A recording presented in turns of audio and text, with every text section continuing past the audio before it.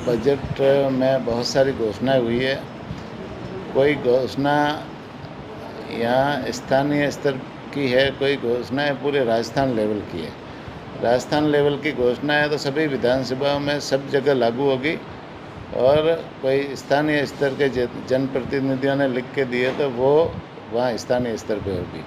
अभी जैसे चौहटन में एक उप जिला अस्पताल को क्रमोन्नत करके जिला अस्पताल करने की घोषणा की है, तो वो चौहटन में लागू होगा। एक प्राथमिक स्वास्थ्य केंद्र, नया प्राथमिक स्वास्थ्य केंद्र खोलने की भी घोषणा हुई है। इसी तरह से गुड़ामलानी में भी GSS खोलने की और कई तरह की घोषणा हुई है। तो ये सब जगह जिन विधायकों ने जो प्रस्ताव दिए और जिन जनप्रतिनिधियों ने प्रस्ताव दिए उन्हीं के अनुसार घोषणा हुई है, तो उनको सब जगह क्रियान्वित होगी। ये बाड़मेर में भी जैसे ज़मीन हवाई अड्डे के लिए ज़मीन आवंटन का मामला था, तो वो लंबे समय से अटका हुआ था। वो हवाई अड्डे के लिए जब तक ज़मीन अलॉट नहीं होगी तब तक उसके ऊपर बजट नहीं आएगा, और बजट नहीं आएगा तो काम शुरू नहीं होगा। तो ये बाड़मेर के लिए आज जैसे यहाँ आवागमन में थोड़ी तकलीफ होती है, यहाँ के प्रवासी भी बाहर खूब है, यहाँ इंडस्ट्रीज भी खूब है, तो वहाँ के लोगों को आवागमन में ये हवाई अड्डे की ज़रूरत है। सरकार ने निःशुल्क ज़मीन आवंटन की बजट में घोषणा की है, उसकी क्रियान्विति बहुत जल्दी हो जाएगी और आने वाले समय में यह हवाई अड्डा भी बनेगा तो उसका फ़ायदा सब लोगों को मिलेगा।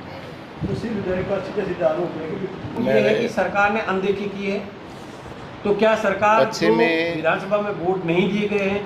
पश्चिमी राजस्थान में सबसे ज़्यादा ऊँट पशु है, और ऊँटों के लिए हमारी सरकार ने एक तो अभी नया प्रोजेक्ट चालू किया, ऊँटनी के दूध को लेकर, जो बीकानेर डेयरी में शुरू किया। पहले ऊँट पालकों को अपना दूध बेचने के लिए कई जगह नहीं थी, और उनका डायरेक्ट लोग ऊँट के दूध को कोई खरीदते भी नहीं है।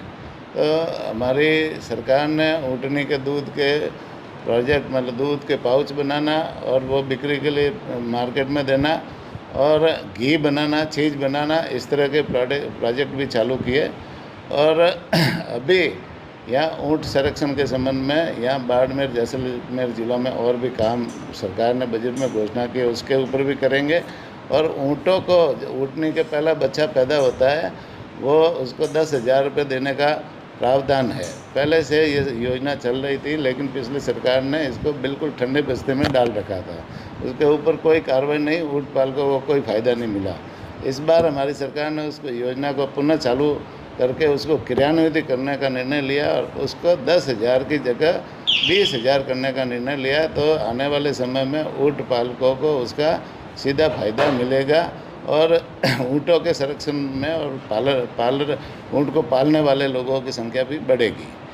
वर्तमान में सर ऊँट पालकों की कितनी संख्या, सरकार ने कितने आंकड़े जुटाए, कितने ऊँट बचे, और जो बीकानेर के अंदर जो उसके मिल्क प्रोडक्शन को लेकर और उत्पादों को लेकर जो आप बात कर रहे हैं, क्या क्षमता रहेगी, कितने लोग जो है वो फायदा पशुपालन कितना उठा पाएंगे? अभी जैसे बीकानेर डेयरी में ऊँटनी के दूध का प्रोजेक्ट हमने चालू किया है।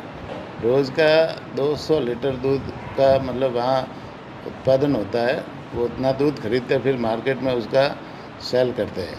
तो अभी हमने और भी निर्णय लिया कि इसको इस ज़िलों से, बाड़मेर और जैसलमेर ज़िलों से इस ऊँटनी के दूध को कैसे खरीदे, इस संबंध में हमने डेयरी के जो CMD उनको निर्देशित किया है कि वहाँ कोई ऐसा प्रोजेक्ट लगाओ जिससे यहाँ के लोगों को ऊँटनी का दूध खरीदने और उनको बेचने का मौका मिले।